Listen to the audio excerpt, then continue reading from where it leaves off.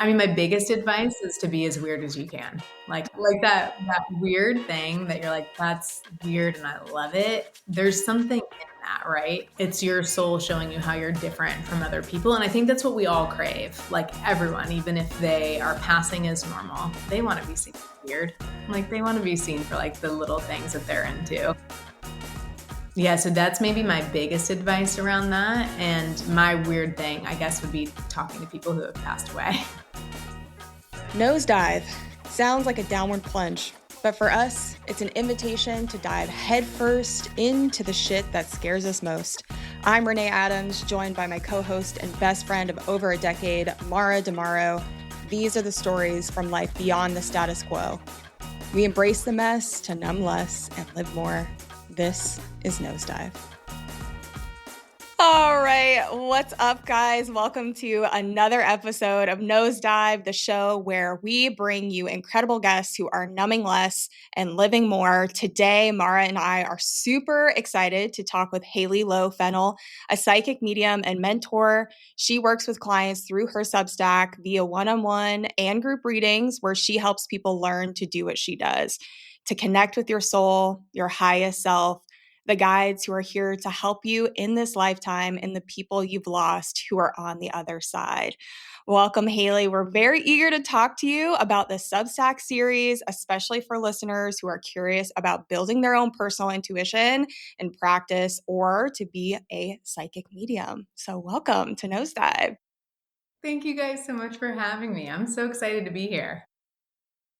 Yeah, super stoked. Renée, I gotta say, you have a nice cadence going for like when you're introducing our guests. I'm like, it sounds so good. Thank you. I'm like in my flow. Yeah. Right. But Hailey, so excited to chat with you today because obviously Renée and I have both had readings with you. And at that point, I don't think we would have never guessed that we would be here having this conversation. And there's so many questions that come up about the topics of like psychic mediumship and like, and it's like, okay, let's unpack that a little bit, because it's like a very curious space, I think. Yeah, it piques people's interest for sure. I always joke I could talk about it all day long. Someone has to like stop me. So perfect. Let her rip. Good. We're in the right place. Yeah. Could you tell us then, Hailey, like a little bit? Because I remember you posted something, I think, fairly recently on your Substack. And we'll get into the series because I'm also a part of that too, which has been like so lovely and very informative. But I remember you posting something about you actually voicing you becoming or being a psychic medium and how that was kind of sticky and a little hard and maybe challenging for you to sort of maybe finally admit that or say that out loud. So could you tell us and in our audience a little bit about like your background with that? Where was like that aha moment of, yeah, I have this gift, but also how do I tell people about it? Yeah, I'd love to tell you guys. I mean, first of all, I really do think that anybody and everybody can do it, but it was a long time until I was able to admit that, not only to myself, but then also be like, oh my gosh, like anybody can do this. We all have these gifts, but by no means did I grow up in a household that was open to this kind of thing. Not that it was super, super traditional, but there definitely was zero vocabulary around psychic mediumship. I was maybe the more strange child in my family, interested in like aliens and witches and things like that. But I did not think of psychic mediumship as a job or an option. And so flash forward like a few years, I got into art, which was more accepted, I'd say, like whatever, for the way I grew up. And I loved it. I loved being an artist. I did it in Atlanta for quite a few years. I was on a really good track there. I had some great mentors. I had some great shows. It was amazing. I went to SCAD Atlanta and got my master's in sculpture. And Gosh, I had no idea. Very cool. Yeah. And the truly the best experience ever. And I think that Wow. started to kind of open me up to, ooh, like I could do this alternative path, like this thing that, for my childhood, I was like, this is like a little different. I could kind of edge this way, kind of go this way. But then I had my second kid, my son, and had a little bit of postpartum in there and had this moment of like, oh my gosh, like I'm not enjoying what I used to enjoy, which is like a typical sign of postpartum. Um, and was like, but like I have this one life. Like I want to be happy. Like I want to do something. I want to like what would it be if I could do anything that I wanted to in the world? And maybe in like the very back of my mind, it was psychic mediumship, but the answers that came first were a little bit more like astrology, Reiki, kind of these things that were, and that could be like the thing for someone, right? And then psychic mediumship could be on the outside. But those were the things like skirting psychic mediumship for me. But the little signs from what I now know is my spirit team giving me like, yeah, like if you're thinking astrology, go with astrology. If you're thinking Reiki, go with Reiki. And as soon as I started to act on those little nudges from what I call the universe, people can call it whatever they want. I was led to more clarity. So like through taking action, I was given this clarity of, oh, like what I really want is this really big, brave, deep thing to me, which is mediumship. Like I want to talk to the other side and give messages to the people that are still here. So it took years. I mean, it was a lot of hard work and through some really satisfying hardship, I'd say, to get to where I am now. And that even just harnessing in the vocabulary to even call myself a psychic medium took a really long time. And it really felt like, what are people going to think when I say this thing? The I never cringe wanted, factor. yeah. Ooh, yeah, like had to climb that cringe mountain, right? Like, Yeah. Yes. Cringe mountain. Yes. Totally. yeah. Ooh. But the one thought that really kept coming back and back during that time was, do I really want to get to the end of this life and not say that I did it? Ooh, there's so much juicy stuff there. I want to like back it up all the way to your artistry. Yeah. And what, because you mentioned a master's in sculpture. Yeah. Yeah. So what, well, yeah, what type of art do you do? Like, That's a great question. So I graduated with my undergraduate degree from the University of Colorado with a creative advertising degree wait, and a technology. from CU Boulder? Yeah. Uh-huh. Me too. My God, Mara. How did we not know this? That's amazing. Whoa. Yeah, I Wait. grew up in Atlanta, but I went to Colorado.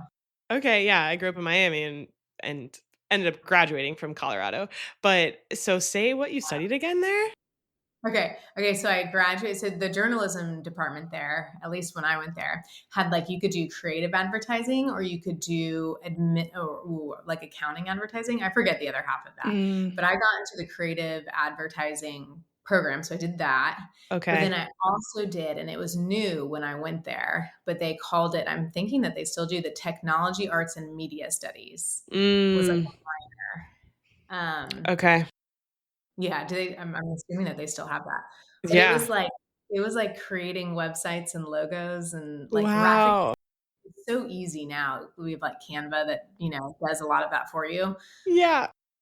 But that's what I did. And then I went to San Francisco for a little bit right in 2008 when the recession happened. Couldn't afford to stay in San Francisco, which is Who can? Honestly. Yeah. And then, but I was still doing some like freelance graphic design stuff and then landed back home because my mom was sick with breast cancer. She's fine. She's a survivor. And so thankful for that. But when I was at home, I was working as a art gallery manager at Gregor B. Fine Art, which is this wonderful gallery there. And it was, the people listening might know about it. It was when it was behind this church. And now she has this like huge gallery in the middle of Buckhead. But I loved it so much. And I was like, ooh, but I don't want to do this side of it. Like, I want to be the artist. Like, I want to do the other side. Yeah. And just like little nudges started kind of being brave enough just to listen to what I really wanted to do. And so I went to SCAD Atlanta. And the joke is, if you don't fit into like a painter, or I didn't want to do graphic design anymore, Yeah. or like these certain little majors, you just get dropped into sculpture because you can kind of It's kinda like a anything. blanket, Yeah. like, okay, if you don't know what you wanna do, like, sculpture's it. Yeah, they're like, "Go there, like, do sculpture," because you could really Cool. do like, you could be a painter, but do, like, sculptural sort of stuff, and so I was, like, a graphic designer, but I wanted to do, I ended up, by the time I graduated, doing these series where I went out in nature with game cameras, and I would make salt licks like that you would put out for like horses or cows, but I would mold them into typewriters or cassette tapes. Um, Cool. That Wow. is so cool. Occasionally, I'd use like vintage TVs in of my work, but they would attract animals. So the salt licks would attract animals, and I would film them with my game cameras and do like, Oh my long story gosh. short, like multimedia film work. I never really knew Cool. what to call it in school either, but I was like, "This Yeah. is what it is." Yeah, and then people would Whoa. go to, like, galleries or, museums, and they could see, like, the output of that film work, and then sometimes I'd bring in, like, the salt licks that were licked away and these forms. It was cool. It was fun. Yeah. Wow. That's amazing. I'm just like thinking of the cassettes and the typewriter, and the salt licks and just like how random, but how cool and genius that is. Yeah, if And someone I did, like, I a love it. deep dive on Google, they can find some of the images. I used to have them up on my website, but I had some marketing confusion there, so we're That's I like, wonder hilarious. why. Let's see, I'm yeah, gonna definitely do a deep dive after this and see if we can find some of that, but I also find what's interesting is, like, typewriters and TVs like that is so analog, which is, like, what I feel like we're swinging back to right now, so it's almost, wow. like, very timeless, creations that you had there. Yeah, it was always about the intersection of technology and humanity and how we Mm, interact with it, and I love seeing the flows of the back and forth and coming back to maybe a bit of a more nostalgic age now, so it's mm, nice. Yeah. yeah. Wow, I love and I feel like this is going to be a big theme of our conversation because you speak to it, and I think it's so important, just how you have followed your nudges Mhm. and, like, taking action on them, and I'm sure we'll get into this as well, is trying to decipher, like, your gut intuition versus fear, when should you do something? And right now, I'll give you an example. I'm back in Key West and I'm like debating like, do I want to stay here? Or am I going to want to go back to Charleston? And I'm like, oh, but I want to do this and this, but oh, I have this going on in Charleston. And so how do you really help people or ourselves figure out when do you follow that nudge and when do you just like, no?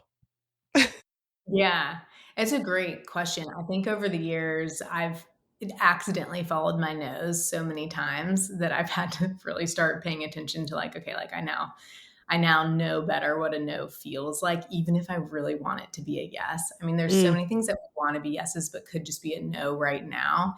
And we only get to find them out through the practice of doing it.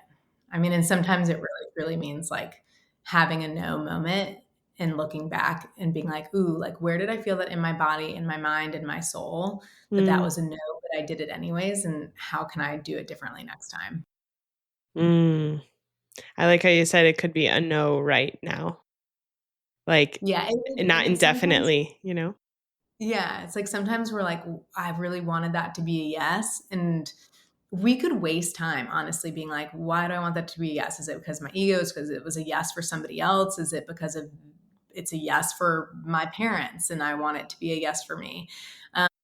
Or we could just be like, it just is what it is. Like Mm, I feel like I've wasted so much time trying to overanalyze yeses and nos that when I really sink into what's right for me, that fades away pretty quickly. And I'm able to just go with my yeses and then people just get to catch up when they catch up to it. Yeah. So what does a yes for you feel like in your body versus a no? Yeah, mine are pretty strong, but I mean, this has taken probably like 7 years in the making, right? And they change all the time, like, or evolve or add on to. But right now, my yes is like when my spine goes really straight. Sometimes I'll even find myself putting my hands on my body like this. I'm like, ooh, like I felt that. And then Mm. my no is a slouch. And Hmm. like, if I'm in the middle of a conversation with someone and they're talking to me and I'm not necessarily tuned in and they ask me a question, I might not notice it. I might slouch and be like, sure, I'll make it to that thing. Um, like overcommit to Yeah. something.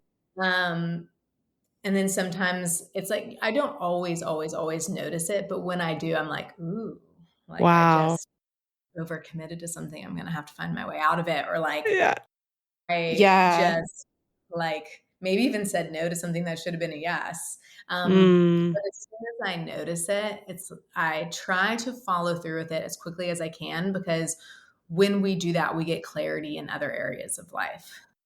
Yeah, kind of opens up that door. And for people who aren't viewing this on the YouTube channel and that are listening, Hailey is talking about like literally standing like sitting almost straight up, like shoulders back, like let's freaking go, dude." And then like the other her nose are is just like slouched over. I guess that's you kind of already said Yeah. that, but just in Yeah. case. Shoulders. Yeah. Yeah. Like, Yeah. and Yeah. And it's it's, so subtle too, I feel like. It really takes awareness and slowing down, I feel like, to realize how your body is actually reacting, because our bodies are moving and grooving all day long, moving, and to be like, "Oh, this was like a subtle thing."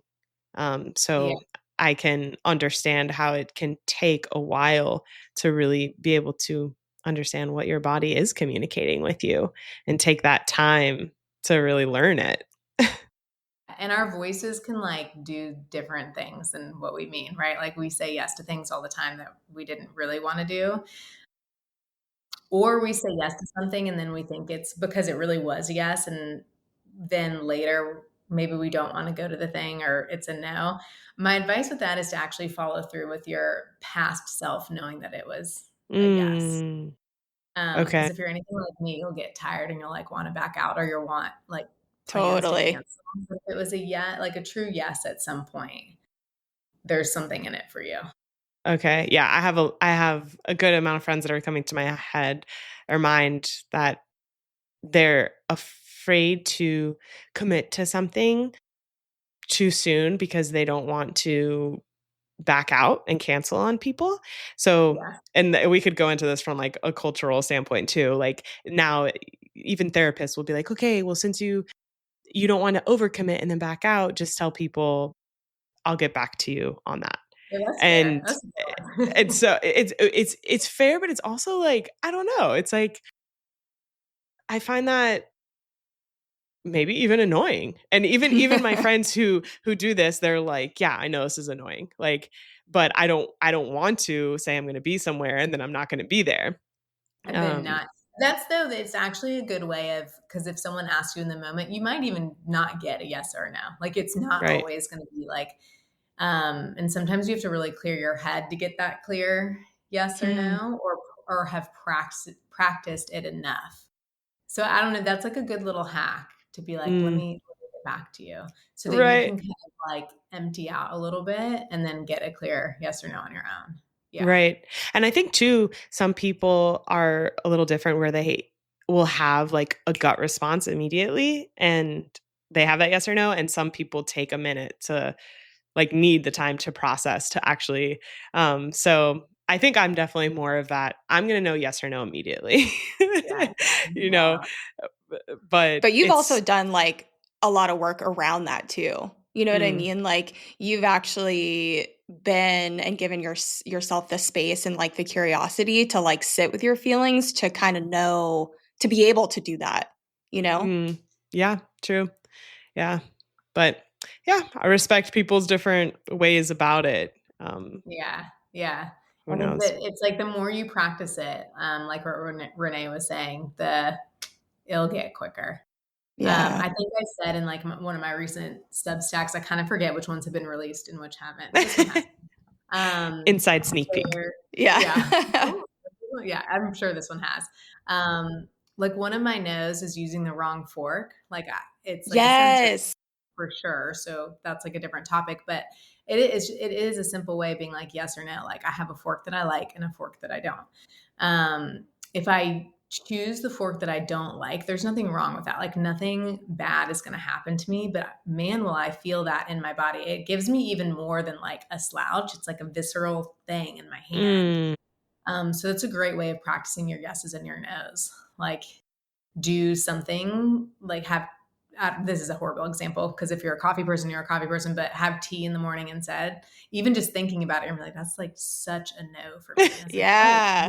like bigger decisions come into your life that are going to be such a no, and you're not going to know why, but it just is.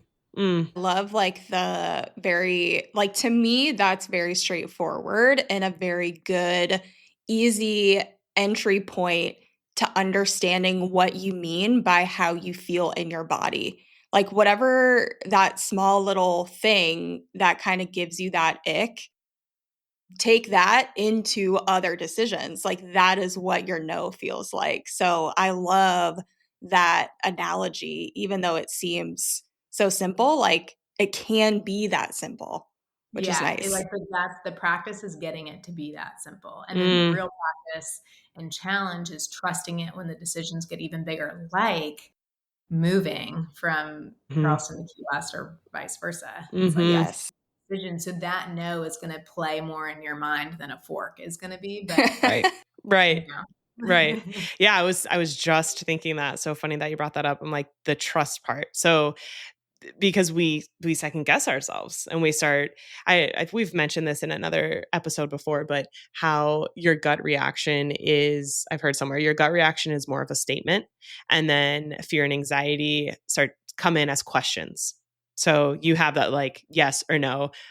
Oh, but what if I go? And then instead, oh, but what if you start, the fear starts coming and it comes in, usually shows up as like all these questions. And yeah, how do you get to a point to where you just trust the freaking process? You know, it's like you got to make a choice and go with something. Yeah.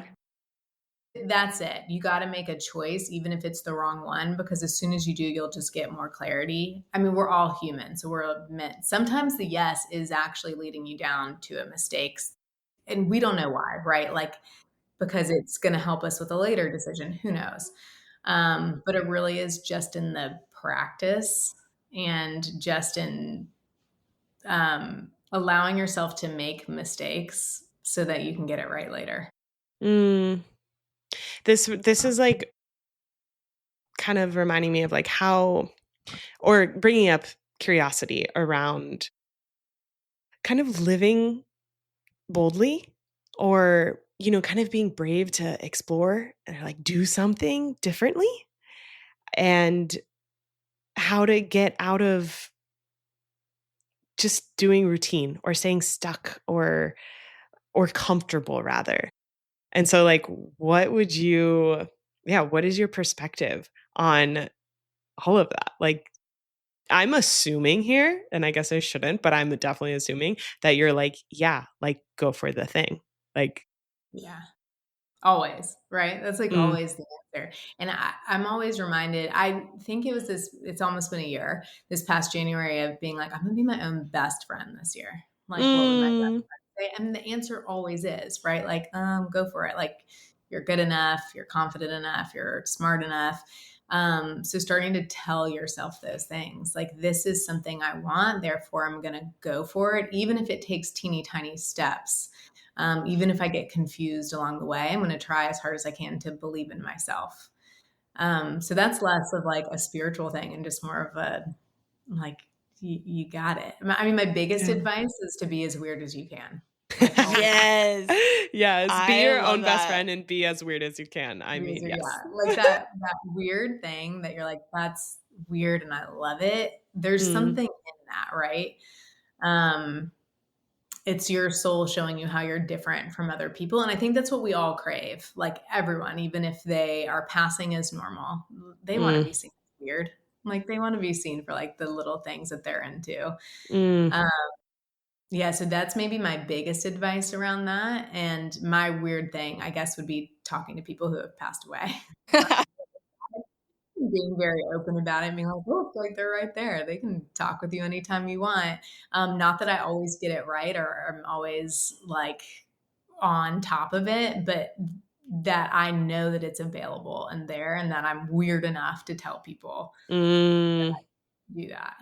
Oh my gosh, is it just like are they like when you connect with the other side, can you is it like constant like chatter like da da da in the background or do you have to like say, "Okay, we're going down that route." And then it opens the door. I had a great mentor. Her name's Carol Cottrell. She's also here in Charleston, who I think I don't want to speak for her, but from what I remember from her, she has like a switch, like she's kind of on and off.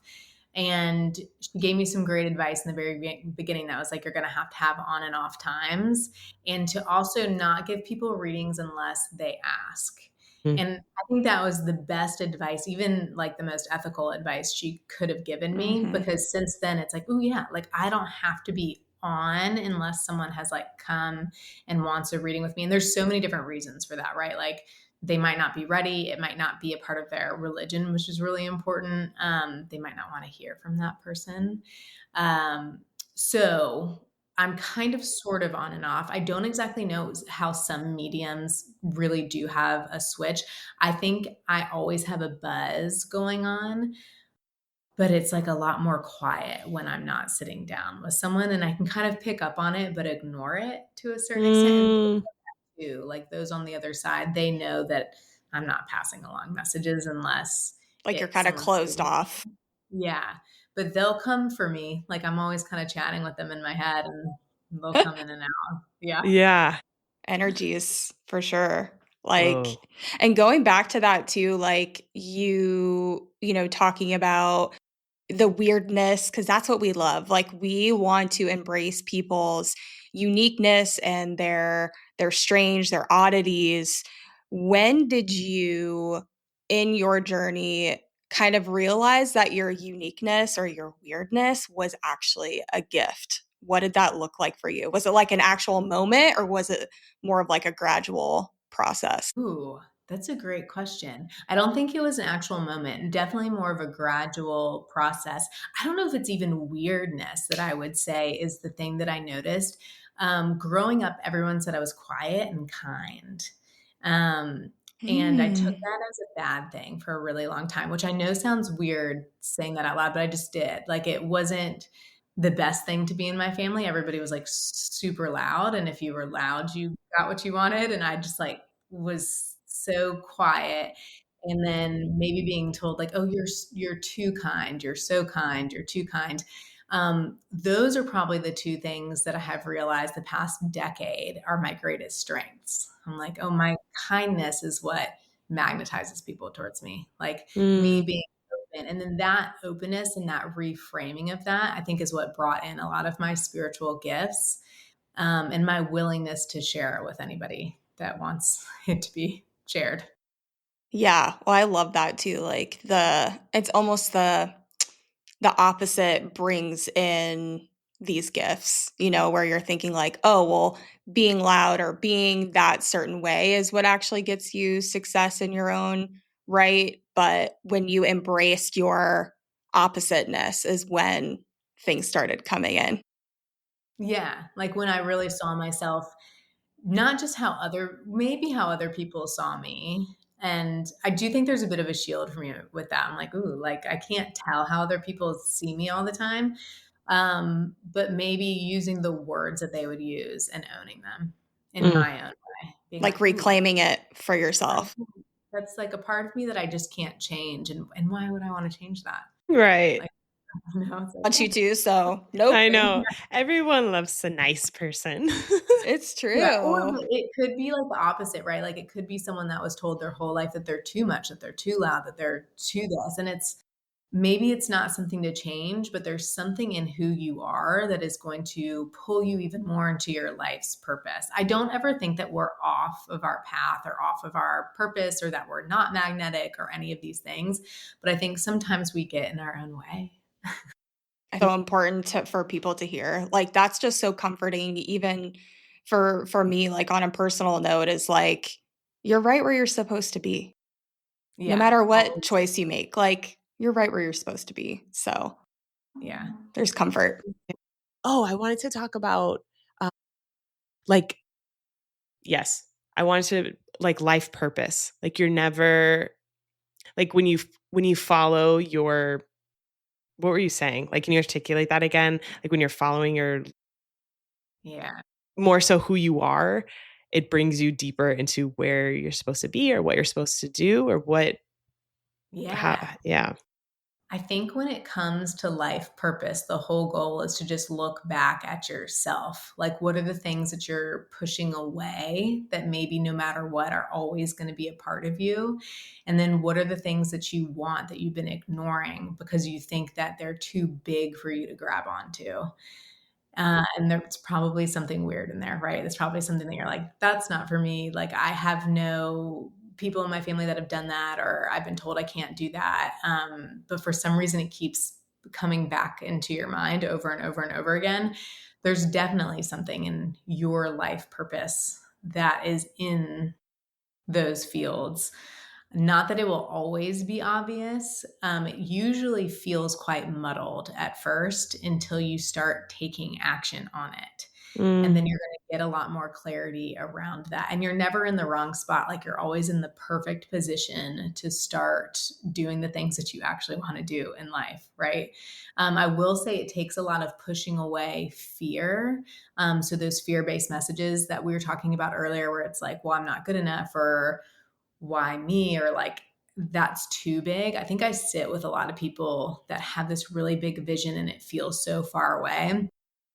And I always remind them that that big vision is there because you can't get rid of it. And it's far away only because you haven't broken it down into teeny tiny steps yet. Right. So like, mm, smallest thing is going to give you clarity, and not that that vision has to be the thing that ends up like the purpose being, but that vision is there just to get you to take the next right step, and then watch the vision change and become more clear and become more you.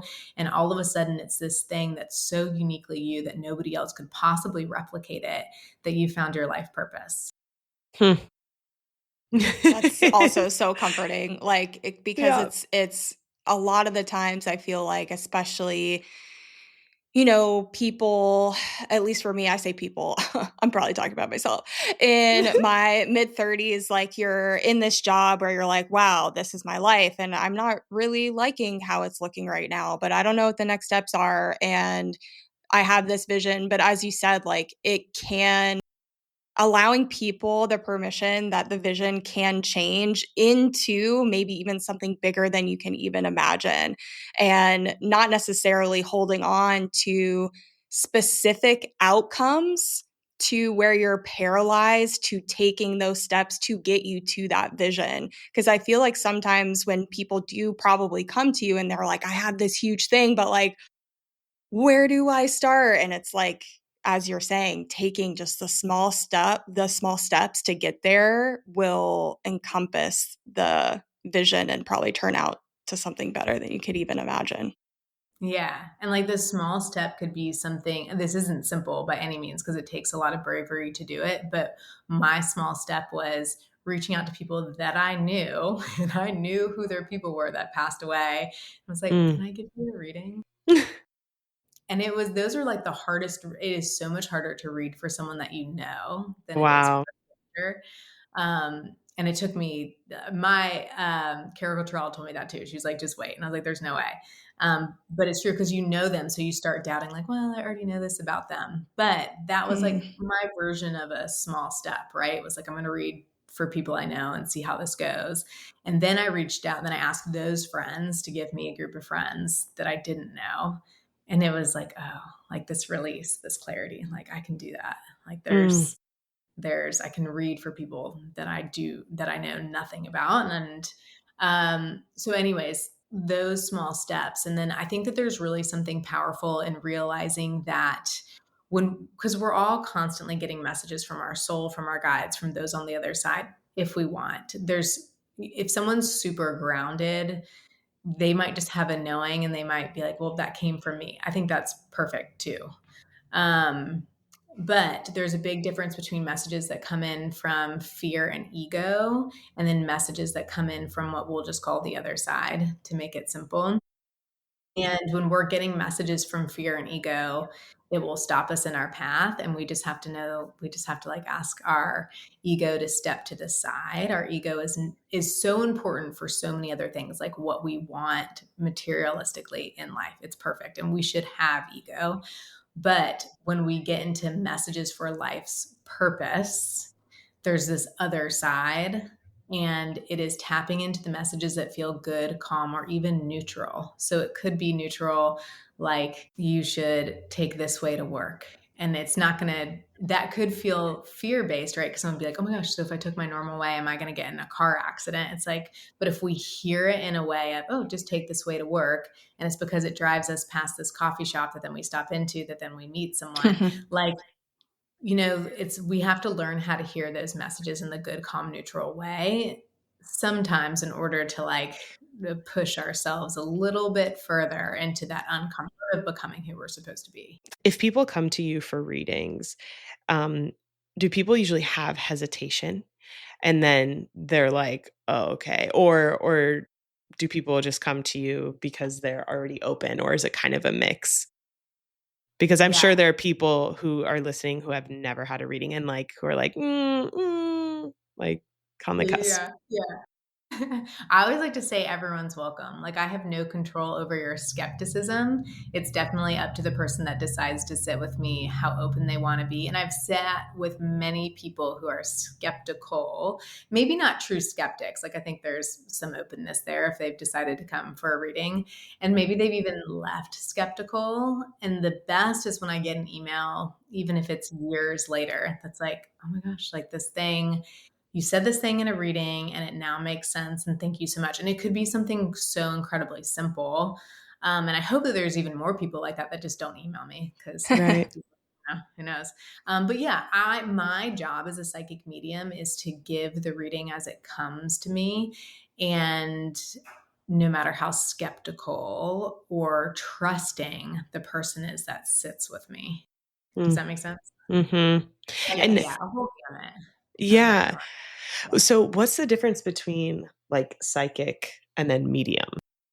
Yeah. So psychic is more when my soul's talking to your soul. So I'm picking up on things that are past, present, or future. It doesn't matter, but my soul is just talking with your soul. Mediumistic is when I'm talking to those who have passed away and are on the other side and are coming through. Now, there's like a whole thing in psychic mediumship about this. Some people will say they're psychics. Some people will say they're mediums. Some people will say psychic medium. I am a psychic medium. I also don't think it matters. I also think these are labels and terms that somebody came up with at some point. And yes, they make sense because there's definitely like soul connection stuff and other side connection stuff. But the goal is that I like that. Wow. What is Wow. that? Fun. My Riverside and my Zoom do like the weirdest things. Um, That's My God.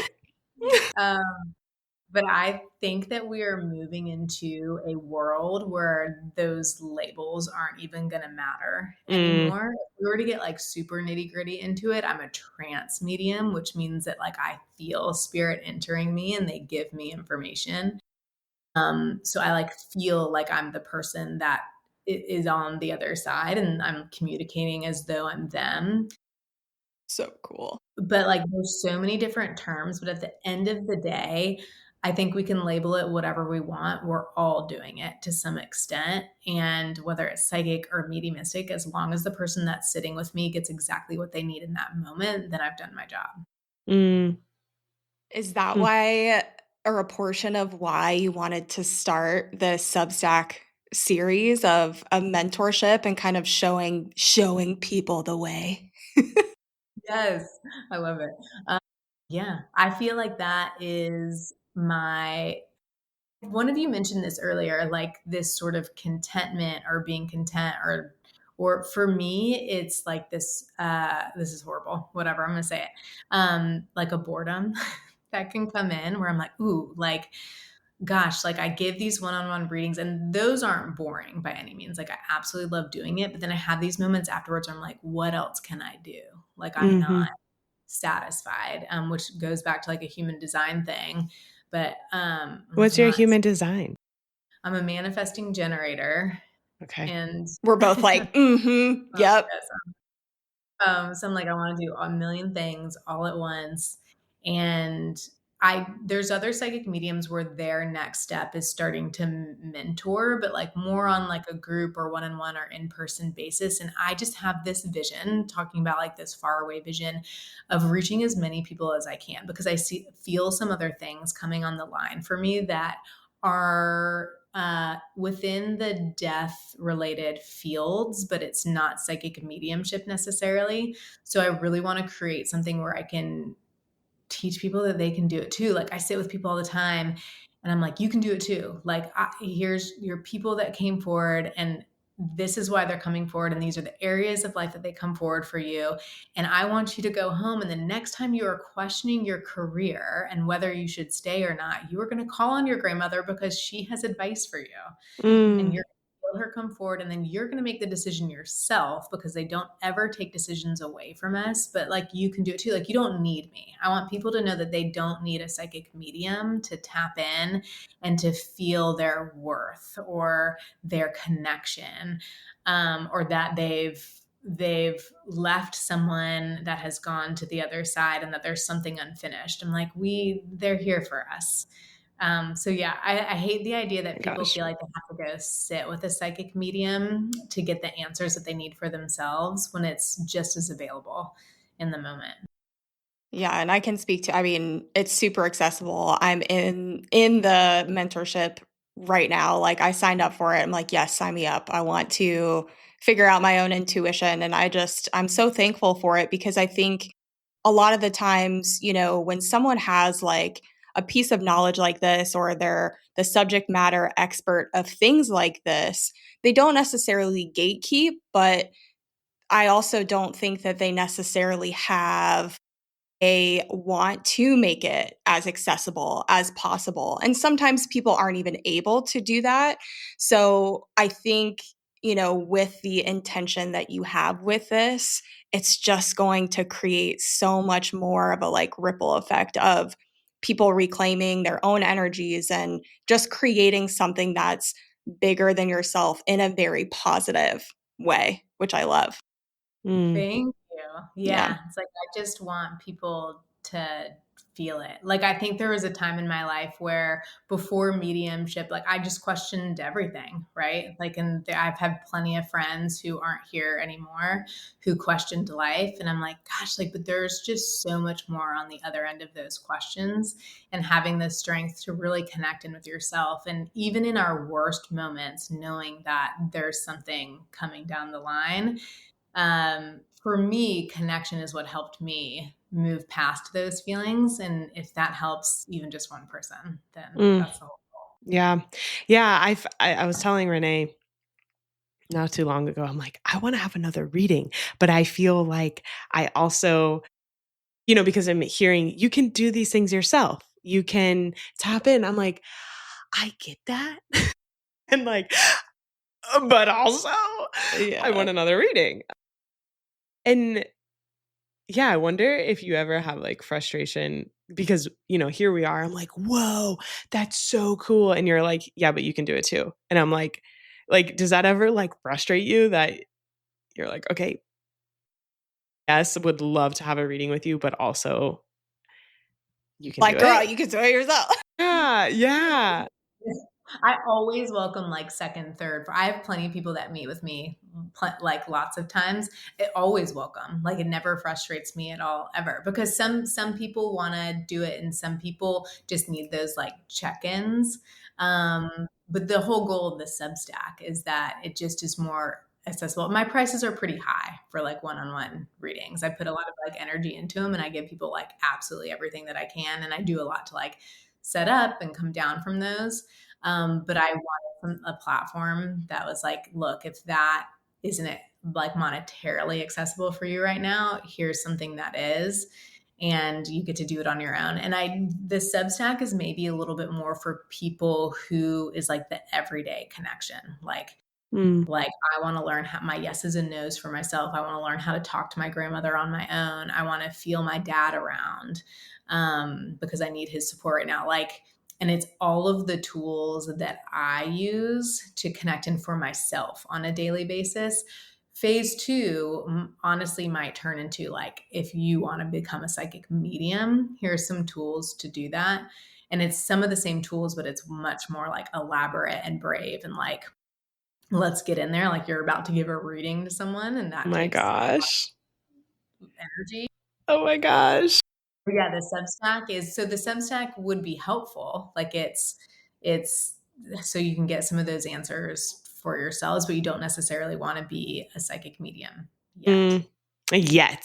Or you might. These are like the first little phases. And it might stay that way, honestly. It's like an evolving thing. It might stay for I don't want to say like the every day connection, but it's for everyone.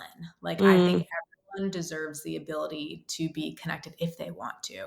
I sit with or hear about many people who just want like this, and then they're actually fine. They're like they don't question as much as this. I'm assuming y'all's audience, and this may be a bad assumption, y'all's audience might be a lot of women. I just turned 40 this year, so this maybe speaks more to my generation, but we were brought up to question so many fucking things. Just like comparisons and questions, and am I good enough? And trying to break the glass ceiling or trying to do something different. And I am so tired of some of those questions for myself that I want to give people the empowerment to start answering some of those, like, hey, look, like we are meant to just be doing different things. And it's this, I make this comparison a lot. I think that jealousy is something that sometimes we look at and we're like, I shouldn't be jealous. Only a woman would say that. And I hate to make that so incredibly stereotypical, but like only a woman would be like, oh, I shouldn't be jealous. Okay. Like, let me just be kind. Let me just be this, like, or maybe you're not jealous. Maybe you're have high admiration for that person. Maybe there's a sign or a message in there that there's something that person has that you want. So it's just pointing out to people through Substack, through connecting in with themselves and really reframing everything that we've learned up until now and realizing that like, ooh, I'm not jealous. I admire that person. And there's something from that I'm meant to go towards. And it just gives clarity instead of stopping ourselves. And that's the whole, maybe not the whole goal, but a part of it. Yeah. Yes, that's a huge point for us too. And like why we're doing this show in general is that exact premise of not doing the full send, like going for it, not stopping ourselves, stop second guessing ourselves. I think especially as women and what we kind of have to dismantle in order to get to that platform to fly. So yeah, I totally, and we totally resonate with that. Absolutely. Yeah. I love it. Yeah. Yeah. Jealousy, just that topic of, especially with social media and seeing everyone's different lifestyles. And I mean, I can definitely relate. I'm like, oh my God, like look at this person living in Hawaii. This looks fucking amazing. Like, fuck, I'm jealous. You know, it's like, okay, then maybe go try. I don't know. Yeah. Like, ooh, like which part are you jealous of? Like, right. I'm actually just calling to your soul and is a little bit, and then without moving there, right? It's like, how can I pull that into my life where I am now? Because that will give you clarity of whether to actually move there or not, right? Yeah. Right. Yeah. We should all move to Hawaii, though. That sounds great. Oh my gosh. Like, we all want to fucking move to Hawaii. I know. Come on. Come on. I wanted to ask you about like something. It was like about the actual reading, like when you are hearing something, like what is it? Do you hear it? Like it's a voice? Is it a feeling? Is it a picture? Because I know there's different types of like clairvoyance and I don't really know the differences, but I'm curious how it comes through for you. Yeah. So for some people, it's really important to know that for themselves, right? Like, are you clairvoyant? Are you clairsentient, which is clair feeling? There's even like smells and taste and different things. But okay, so in psychic medium, there is like a little bit of a theory around this going around right now, which I think is so fun. It is always, and I'm gonna lean into it. Now, some psychic mediums that might be listening to this or people getting into it, if it doesn't resonate for you, just ignore it because it matters more like how you feel into it than anyone else. For me, it's definitely feeling first. And then the little bit of like the theory going around right now is that it's always feeling first. And then it kind of shoots into like your secondary thing. So my secondary thing would be clairvoyant. Like I'm very visual based. Probably some of that like artistry coming back into. I've highly imaginative child, highly imaginative person still, like can have like a vision of what something should look like and change it in my mind quite quickly. A good example would be if anyone were to like close their eyes right now, could could they picture eating a salad? Could they add tomatoes to the salad? Could they taste the tomatoes? Could they add sprouts to the salad? And then could they imagine like mixing it with a fork and a spoon? Can you change the salad to blue? And some people are gonna say yes, no, maybe, whatever, but that will help give you and there's no right or wrong there. It just helps give you some hints as to like, "Ooh, like, I have this highly" I can do all of that, right? Like, I could flip the salad bowl upside down, I could throw it in the trash, I could change it into an apple if I wanted to. Like, literally doing it right now in my head and as quickly as that. And some people can't, and there's no right or wrong there because some people might hear it better than my sister. I did this with my sister-in-law recently. She was like, I have the thought of it without seeing it, which is claircognizance, which is a knowing. She's like, I know what you're talking about, and my mind knows what you're talking about. And there's no right or wrong with that.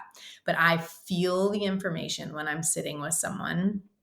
I feel that person coming into like my awareness, my body in some sort of way. And I feel as though I'm them in some sort of way. And I see the things that they want me to see. Like it goes into this visual thing, but it's only because I'm feeling it in my body. And I think everybody has feelings. So for me, like dads come in over here, usually. Sometimes there can be variations to that, and it's always for a specific reason. Some people might feel dads come in the back of their mind, and that's just because that's how they work. And then they might start to know things about that person. Um, Technically, we all have all of these in some sort of way. So my first would be seeing, and then a knowing, and then occasionally I will actually hear words. That's a little more rare for me. That's more when I'm like falling asleep at night. I'll start to like, it's like I'm so tired at the end of the day, I'll like literally hear voices. I have a white sound machine, white Mhm. noise machine. And I'm like, am I hearing like words through the white noise? But it is psychic mediumship is so much less about what I'm actually seeing versus what they actually want me to relay. So I'll feel someone come into my body. I will see my grandfather. And then I know that their grandfather was similar. And I have to ask, like, ooh, like, in what ways are you like my grandfather? And they'll, Hmm. give me little hints like, well, like, we both grew up, like, Alabama is important, or this is important, or like, there's something in there, or it's something, there's a job significance, there's a personality significance.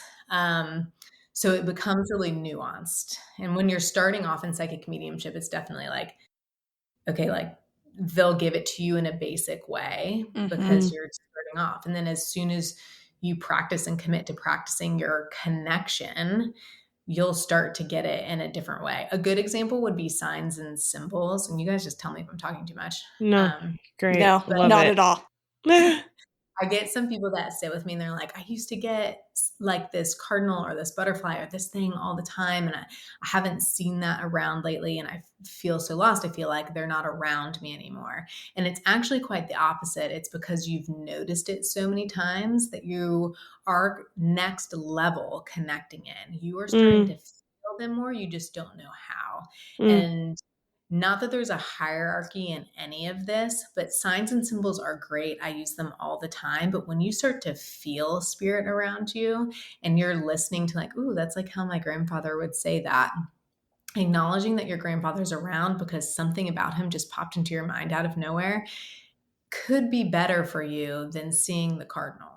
Mm. Because, like, Yes. you're look, like, he doesn't need to send you the cardinal all the time anymore. He will, but he's also so incredibly present when you were just questioning this one thing in your life. Like, pay attention to that and trust it just as much as the physical signs and symbols that we get.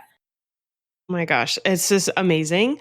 And also, I'm like, yeah, no wonder you have prep to do before and after a one-on-one because it's so much translating.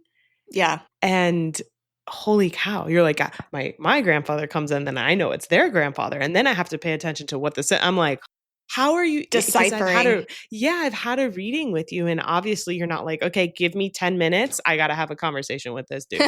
It's like happening instantaneously. And I'm like, and you're telling me I can do this? Okay, maybe in 500 Maybe. years. Like, it's just I love it. incredible.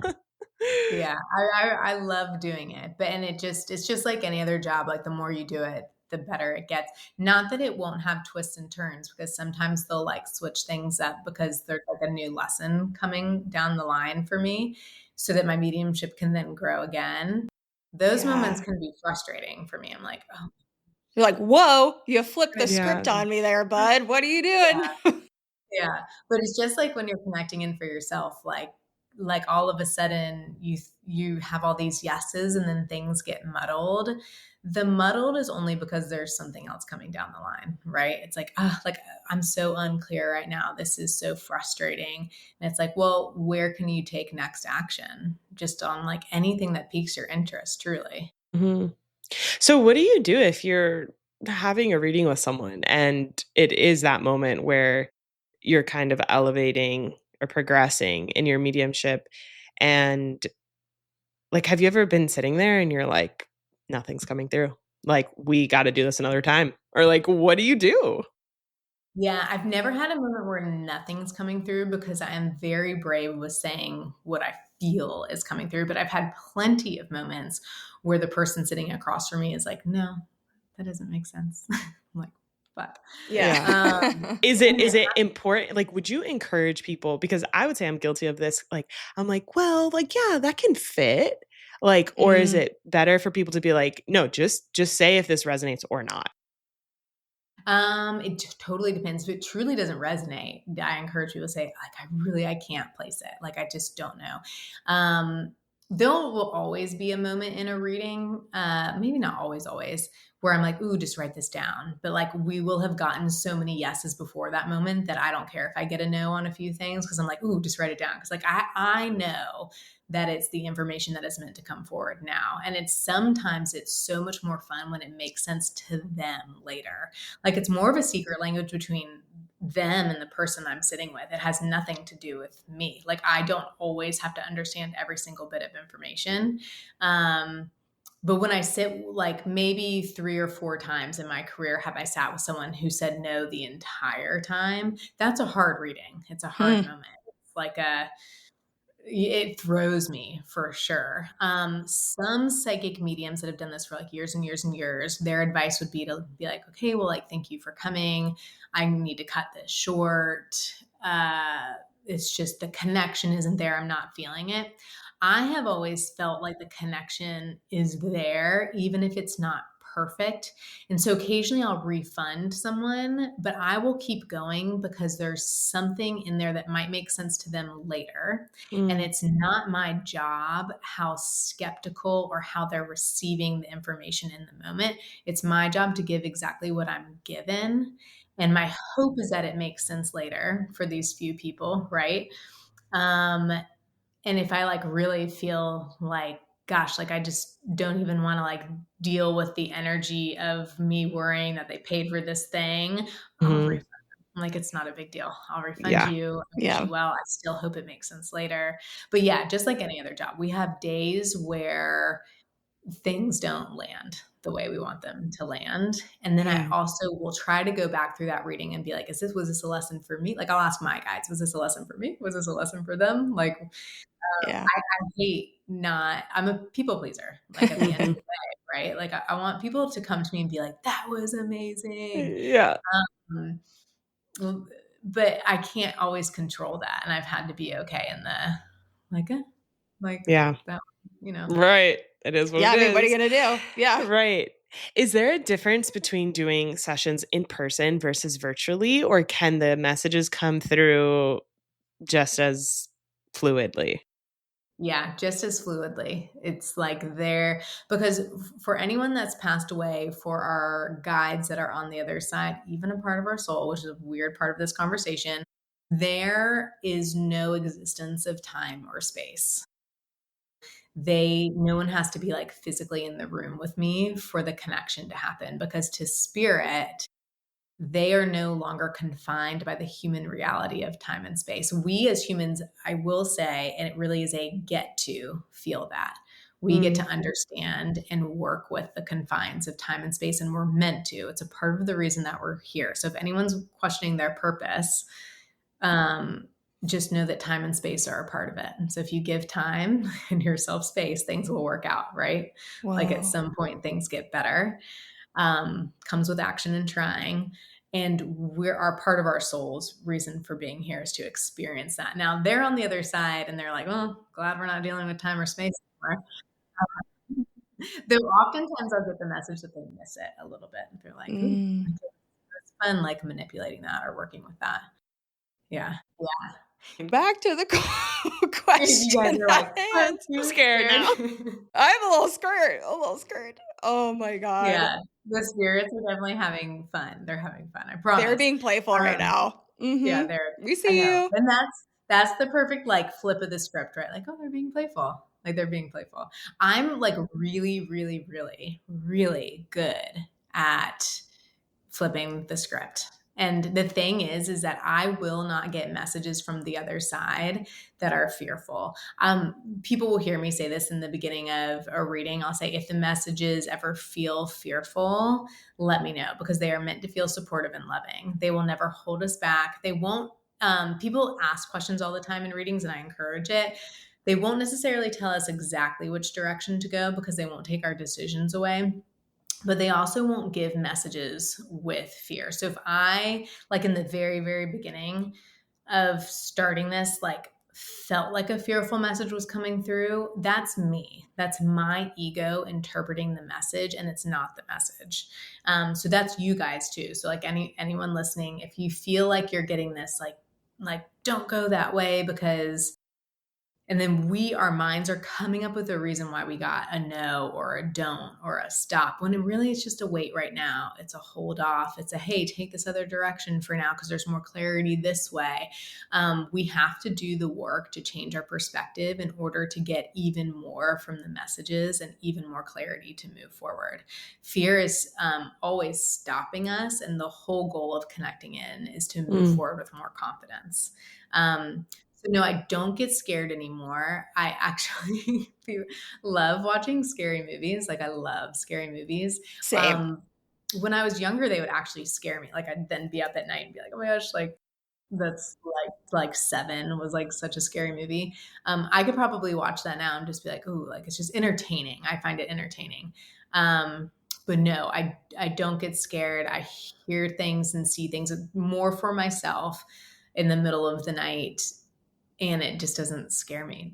If I just like my body will jolt sometimes, Yeah. and then it's a very quick like, ooh, like how funny that like my human, like Mm. like my ego, like had a bit of a So Right. then which is good. Like, we need that for other things. We need to like, especially as women, sometimes like aware of our surroundings. Like I don't want to push that down. Totally.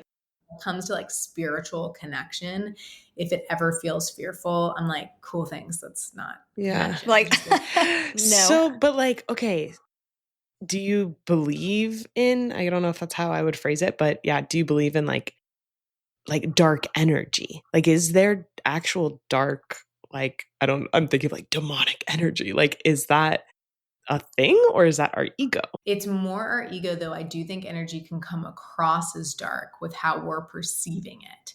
And so if I feel a dark energy in my existence, I might feel a little bit of that fear and be like, ooh, like, how can I, if I want to ask this energy questions and get the real answers, I'm going to have to change my perspective around it.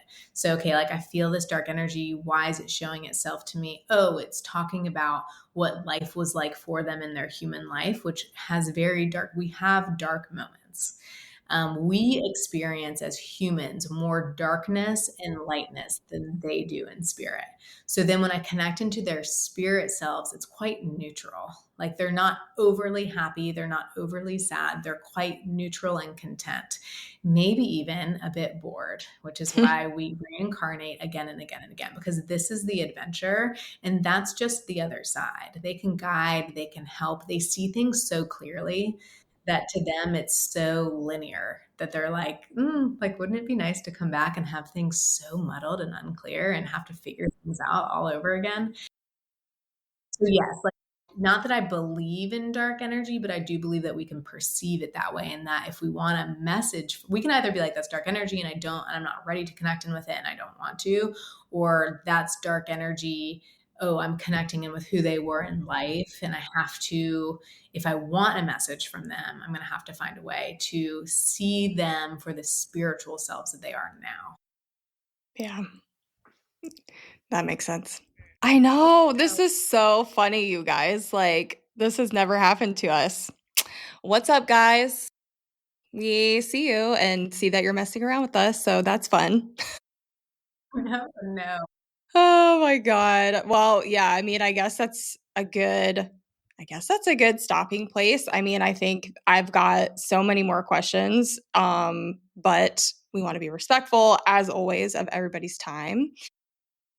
So Hailey, thank you so much. It's so good to just like see you in this capacity because I know we've been commenting back and forth through the Substack. So yeah, if we'll have everything linked in our show notes on how you can find Hailey if you want to book group or one-on-one sessions, also where you can find her Substack. And yeah, anything else that you want to leave our audience or listeners with before we hop off? Oh my gosh. Thank you guys so much for having me, Mara. I'm so sorry that you're not being recorded right now. The Substack is book a reading with me if you can, but I'm pretty waitlisted right now. So go to the Substack and follow me there, especially because that's where I give advice on how to connect in for yourself. And I promise as soon as you start and start trusting it, that you'll get a lot more out of it. And thank you guys so much for having me on. This has been such a blast. So thanks, y'all. Thank you. Thanks so much for hanging out with us today. If this episode lit you up, share it with someone you love. We geek out on having combos with people living life boldly, and we would love to hear your story. So email us at info@nosedive-co.com. And don't forget to like, follow, and hang out with us at Nosedive Co. on Instagram, TikTok, and YouTube. Until next time, bye.